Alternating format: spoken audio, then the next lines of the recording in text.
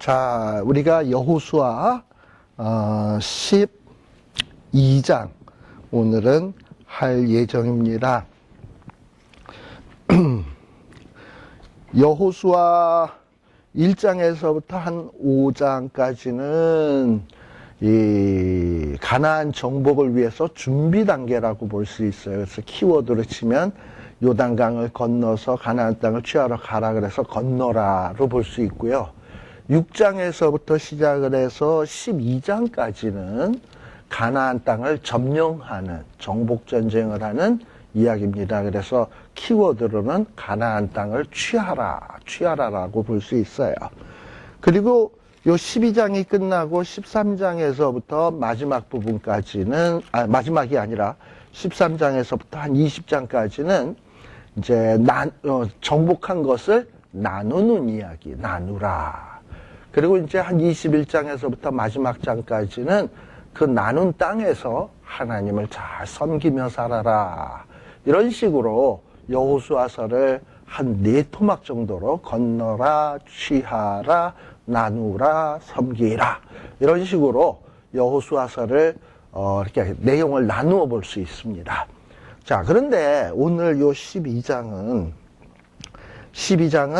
뭐냐? 이 취하라의 결론이야. 취하라. 땅을 정복하는 내용의 이제 마지막 결론 부분이에요.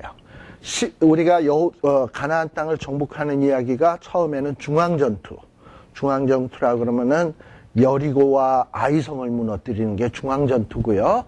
그리고 그 다음에 남방전투는 뭐냐면 기브온 족속들이 화친을 맺어오죠.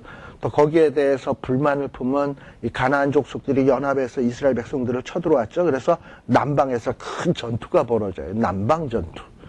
그리고 남방에서도 뭐 하나님이 태양을 머물게 하시고 막 그렇게 해가지고 큰 승리를 거두죠. 그러고 나니까 또 북방에 있는 하솔왕 야빈이 11장에 나오는 내용이야. 하솔왕 야빈이 또 여러 왕들을 연합을 해가지고 또 전쟁이 벌어지는데 그 11장의 얘기가 북방전투. 그래서 가나안 땅의 중앙, 남부, 북부를 다 점령을 한 거란 말이죠. 그리고 이제 우리가 어디로 들어가느냐?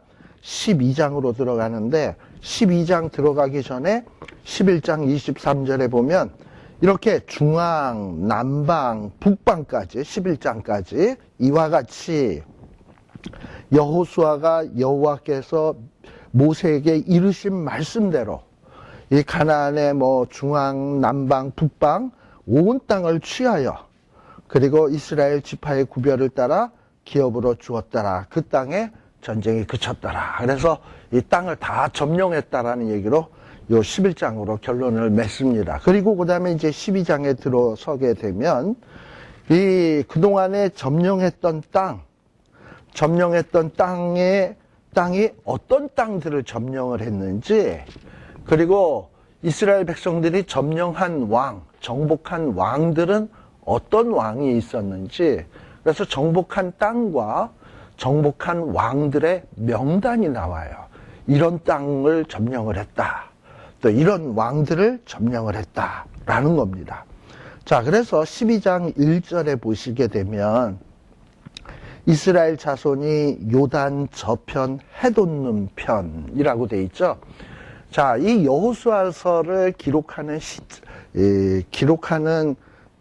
장소는 어디서 썼을 거냐 하면은 가나안 땅을 점령하고 요 가나안 땅에서 썼을 거예요.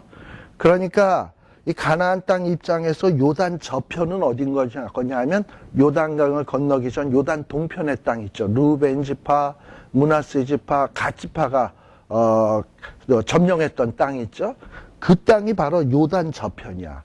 그래서 여기를 해돋는 편이라고 한 것은 동쪽이기 때문에 해돋는 편이라고 하는 거야. 그러니까 요단강을 중심으로 요단 동쪽에는 어떤 땅들이 있는가? 거기 보면 뭐 아르논 골짜기, 뭐 헤르몬, 아라바, 뭐 이런 땅들을 점령을 했다 이거죠. 그래서 이 요단 동편에서 이런 땅들을 점령을 했고 그 땅에서 쳐 죽인 왕들은 어떠하냐? 그 다음에는 쳐 죽인 왕들에 대한 명단이 나와요. 그러니까 정복전쟁의 요약이에요. 요 12장은. 그래서 쳐 죽인 왕은 누구냐? 거기 보면 2절에 보면 헤스본에 거하던 아모리 사람의 왕 시온 이런 자를 쳐부쉈고요. 그 다음에 그가 다스리던 땅이 어떤 땅이었는지 2절에서부터 3절에 보면 막 지명 이름들이 많이 나오죠. 그리고 또 4절에 보면 또 누구를 쳐 죽였냐? 4절에 보면 르바의 남은 족속으로 아스다롯과 에드레이에 거하던 바산왕 옥도 쳐 죽였다. 이러면서 요단 동편에서 쳐 죽인 왕은 대표적으로 시온 왕이 있고 또 바산왕 옥을 쳐부쉈다라는 거예요. 그리고 그 점령했던 땅들은 어디냐?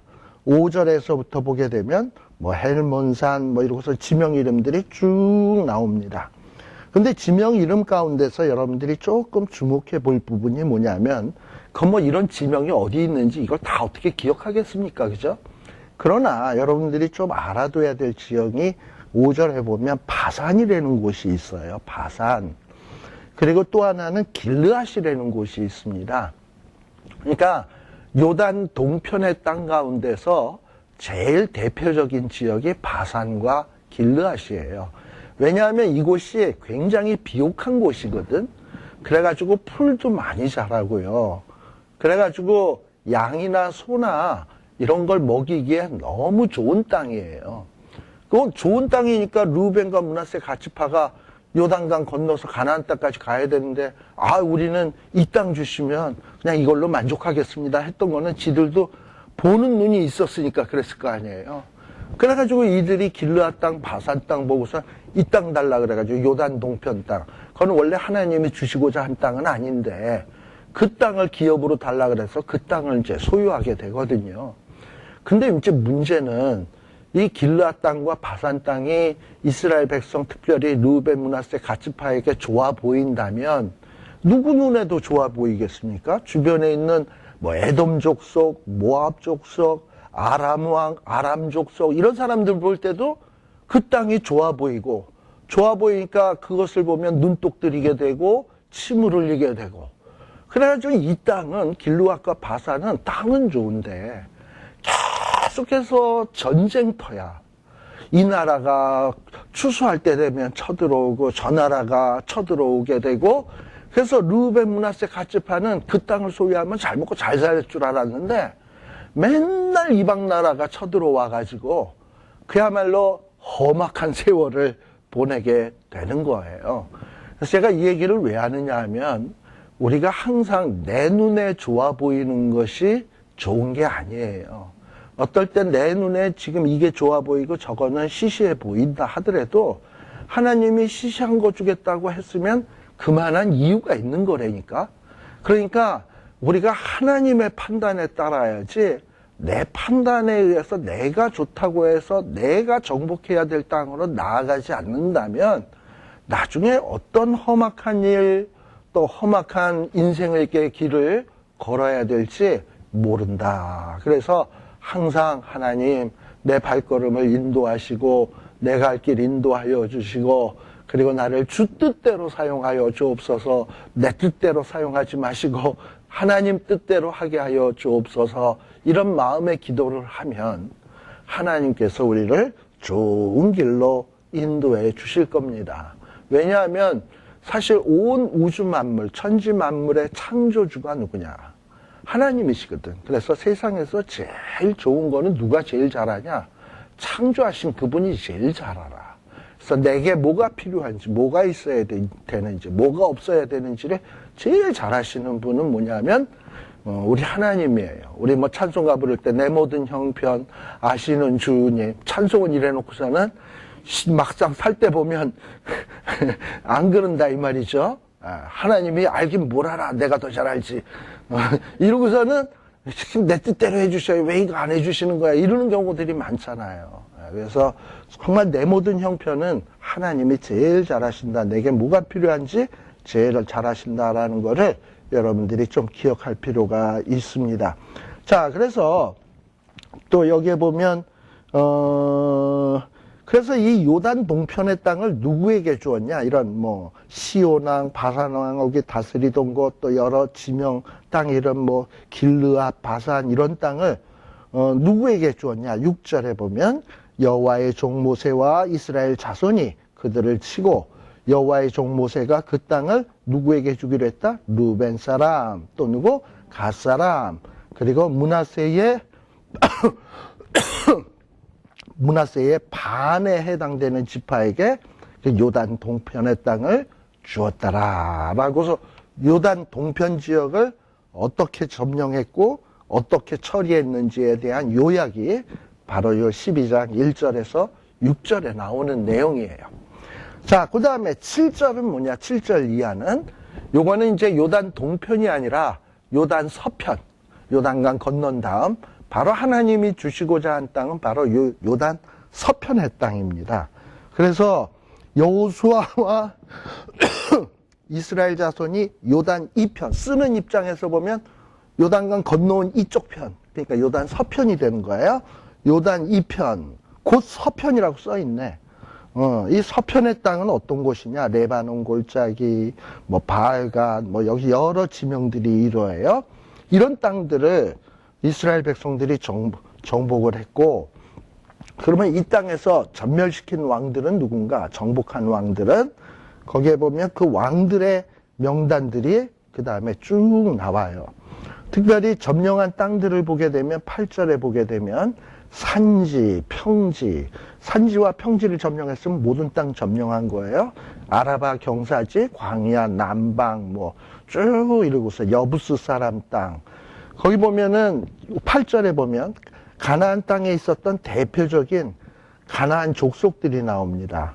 헷 사람, 아모리 사람, 가나안 사람, 브리스 사람, 히윗 사람, 여부스 사람. 이걸 가나안 족속들이라고 얘기하는 거예요. 이 족속들의 땅을 다 정복을 하게 된 겁니다. 그리고 어떤 왕들이 다스렸냐? 9절에 보면 여리고 왕, 예루살렘 왕, 라기스 왕, 에글론 왕, 13절에 보면 드빌 왕, 게델 왕, 호르마 왕, 아랏 왕, 뭐 왕들 이름이 여럿 나오죠. 근데 여호수아 우리가 6장서부터 요 11장까지 해보면 뭐 예를 들면 여기 게셀 왕하고 싸웠던 전투는 안 나오는데 뭐 이런 생각이 들잖아요.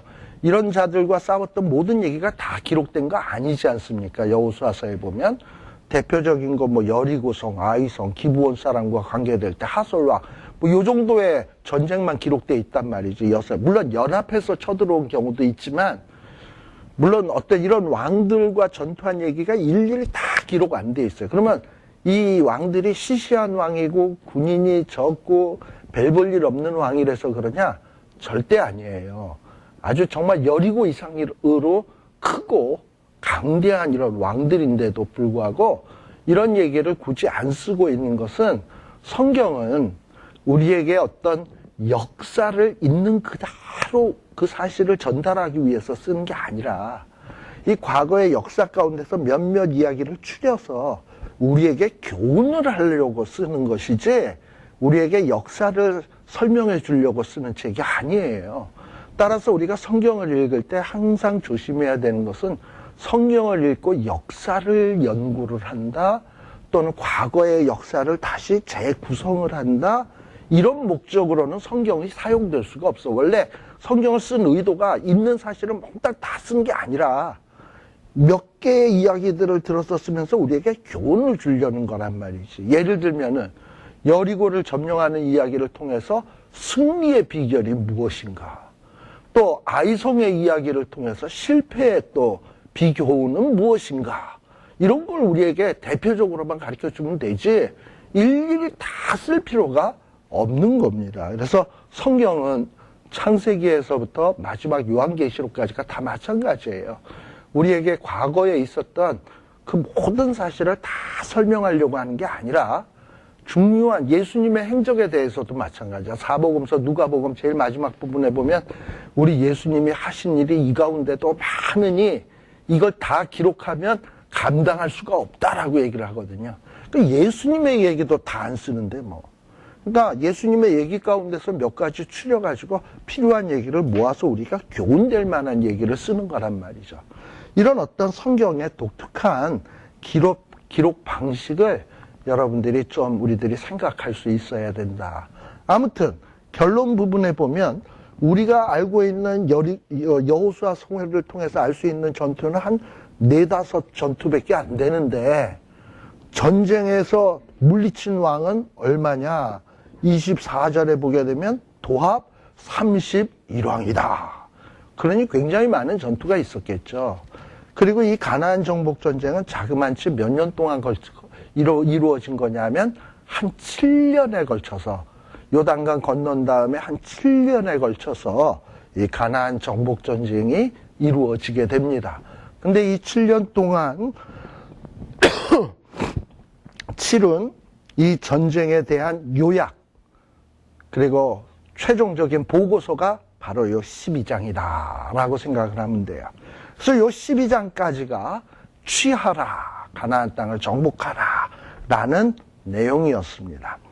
자, 그 다음에 우리가 이제 13장에서부터 시작되는 내용은 뭐냐면 정복한 땅을 나누는 이야기예요. 이 나누는 이야기가 13장에서부터 거의 한 21장까지 땅 분배의 이야기가 나누는 이야기가 쭉 전개가 되게 됩니다. 제가 뭐 여러분들에게 그 이메일로 이 노트를 보내드렸습니다만 그 노트에 보면 이 땅 분배의 이야기가 도표로 이렇게 기록이 돼 있거든요. 근데 사실 이 13장에서부터 시작해서 한 요 21장까지의 내용이 굉장히 재미가 없어요. 왜냐하면 땅 분배하는 이야기니까 우리한테 마음에 와닿지도 않고 사람 이름 많이 나오고 땅 이상한 지명 이름 많이 나오고 이게 나랑 무슨 상관이야? 나한테 땅 준 것도 아니고 남한테 땅 준 건데 이게 나랑 무슨 상관이야? 이걸 내가 왜 읽어야 돼? 이러면서 재미가 하나도 없습니다. 근데 이것이 우리에게는 재미가 없는데 누구에게는 굉장히 중요한 얘기냐면 이스라엘 백성들에게는 굉장히 중요해요. 왜냐하면 이 지역이 하나님이 우리 지파에게 우리 가족에게 준 땅이야. 그래가지고 자기네들이 권한이 있는 땅이 어느 땅인지를 확정짓는 중요한 것이기 때문에 이 이스라엘 백성들에게는 아주 눈에 불을 켜고 있는 곳이에요. 우리는 흐리멍텅 거의 졸음 상태에서 이 부분을 읽고 가는 곳이지만 이스라엘 백성들에게는 눈에 불 켜고 있는 부분이 이 부분이다라는 거예요.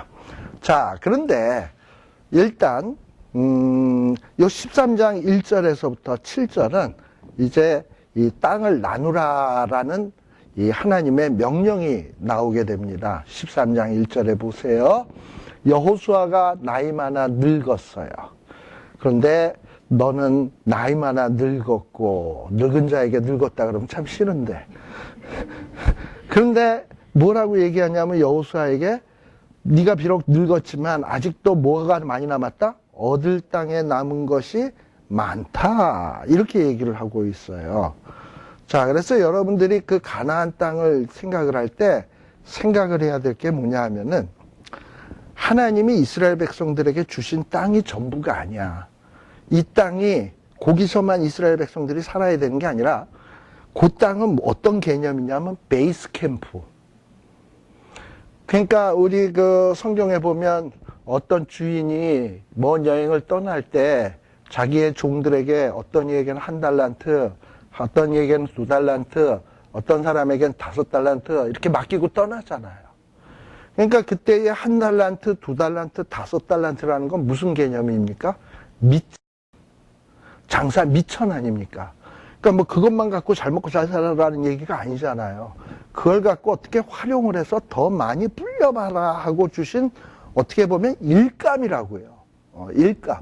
그것처럼 하나님이 가나안 땅을 정복을 하고 그 땅을 나누어 준 것은 요 땅에서 잘 먹고 잘 살아라가 아니라 요 땅을 기초로 해서 너는 예루살렘과 유대와 사마리아와 땅끝까지 이르러서 이 땅 전체를 하나님의 나라로 정복하는 이런 사람들이 되거라 하는 개념으로 이 땅을 준 거예요.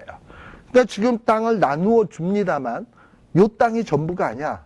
아직도 우리가 정복해야 될 땅은 너무나도 많이 남아있는 거예요. 그래서 지금 여기서 얘기하는 게 뭐냐면 여호수아 때 땅을 정복을 해서 이제 이스라엘 백성들에게 땅을 나누어 줬지만 아직도 얻어야 될 땅은 얼만큼 많다? 매우 많이 남아있다라는 거예요. 오늘날 우리에게도 마찬가지인 거예요. 우리에게 하나님이 내게 이것저것 주셨는데 우리가 하나님은 내가 이 주신 것 갖고 나만 잘 먹고 잘 사는 거 이걸 원하는 게 아니라 이걸 미천으로 해서 우리가 이 LA와 캘리포니아와 미국과 땅끝까지 이르러서 정복하는 사람, 하나님의 나라를 이루어가는 이런 사람이 되기를 원한다라는 것을 우리들이 잊지 말아야 합니다. 그래서 우리 예수 믿는 사람은 꿈을 좀 가져야 돼. 그래서 어떤 교회는 교회 이름을 뭐라고 졌냐? 드림교회. 뭐 드림교회 어디 있더만 어디서 본 것 같은데 드림교회라고 보셨죠? 어떤 교회는 또 비전교회. 비전교회라고 또 있죠. 비전.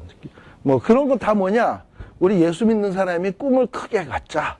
우리가 여기가 다가 아니라 꿈을 꾸자. 비전을 갖자. 이런 뜻 아니겠습니까? 그죠?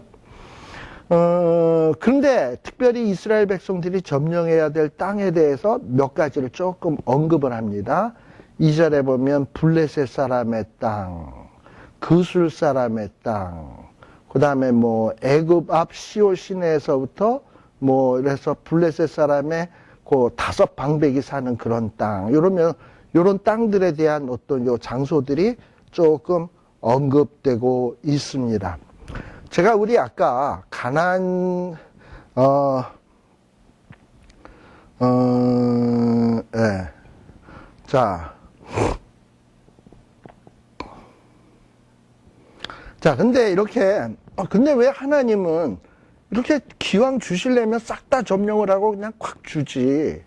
왜 이런 가나안 족속들을 남겨두셔가지고 깐주발 이스라엘 백성들을 괴롭히게 했을까? 요거를 우리가 한번 생각을 해볼 필요가 있습니다. 자, 그것은 뭐냐? 우리 출애굽기 23장 28절에서부터 30절에 보시게 되면 잠깐 한번 봅시다. 출애굽기 23장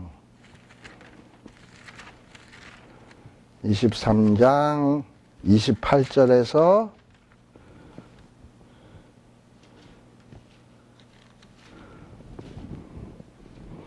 28절에서 보면은 내가 왕벌을 내 앞에 보내리니 그 벌이 히위 족속과 가나안 족속과 헷 족속을 내 앞에서 쫓아내리라.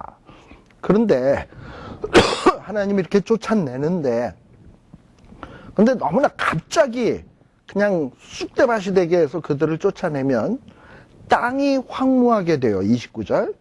들짐승이 번성해서 이 땅을 점령한 이스라엘 백성들을 해할까 하여 1년 안에는 그 앞에서 그들을 내 앞에서 쫓아내지 아니하고 내가 번성하여 그 땅을 기업으로 얻을 때까지 내가 그들을 내 앞에서 어떻게 하겠다? 조금씩 쫓아내겠다. 그러니까 하나님이 한꺼번에 확 쫓아내지 아니하고 조금씩 쫓아내겠다는 거예요. 점진적으로. 근데 이렇게 하신 이유가 뭐냐? 이렇게 점진적으로 그냥 확 쫓아내면 누구도 상할까 해서냐면 이스라엘 백성들도 상할까 해서.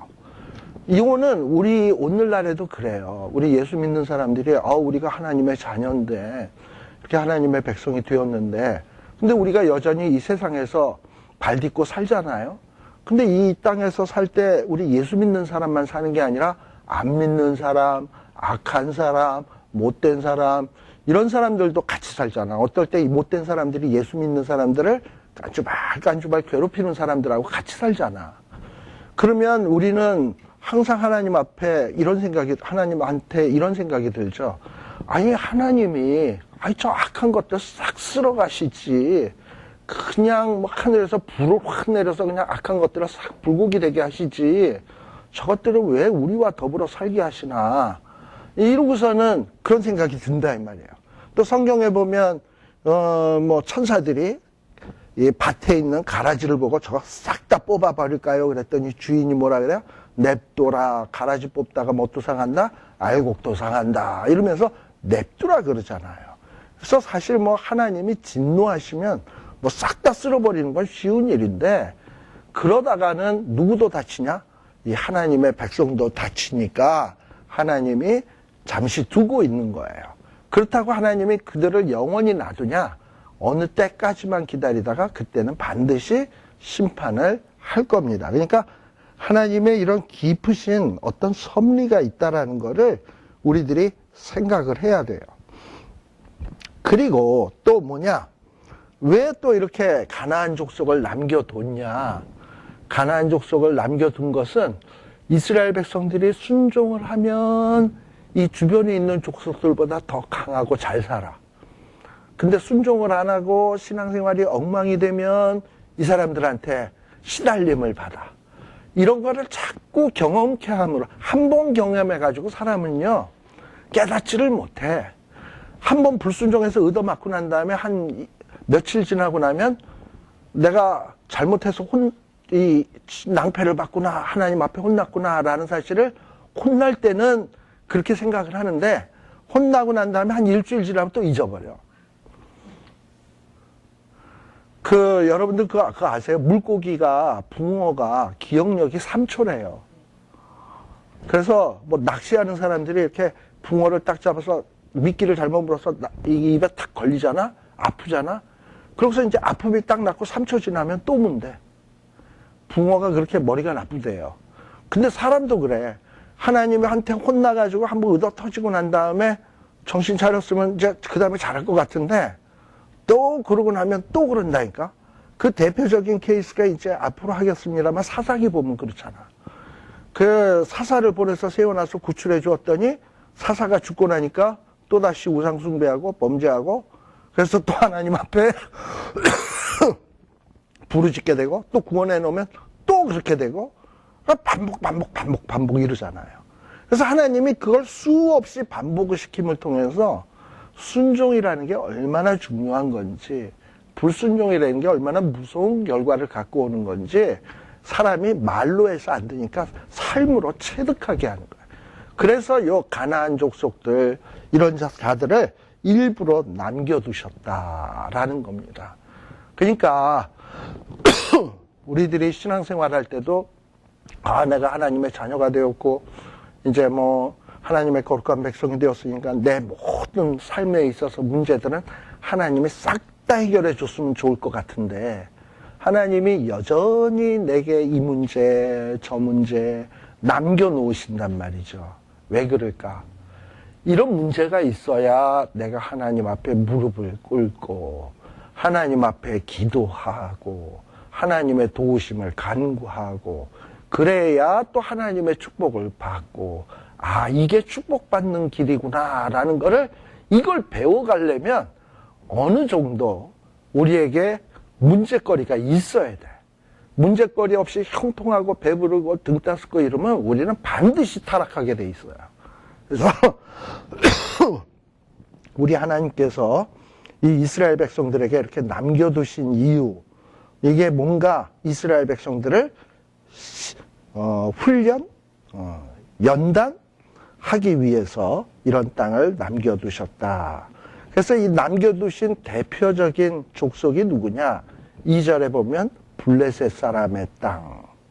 그 다음에 4절에 보면 또 누구의 땅이냐? 가나안 사람의 온 땅, 시돈 사람. 우리가 베니게라고 하는 지역 있죠? 그쪽 지역의 땅. 이런 땅의 사람들을 남겨놓으셨어요. 근데 그 중에서 제일 무시무시한 족속이 누구냐 하면 4절에 보면 가나안 사람의 온 땅, 시돈 사람에게 속한 그 땅, 그쪽 지역 사람들이 무시무시한 땅이에요. 왜냐하면 이 땅의 사람들이 주로 믿는 신앙은 뭐였냐면 바알 우상이고 농경에 관계된 우상 숭배자들이거든요.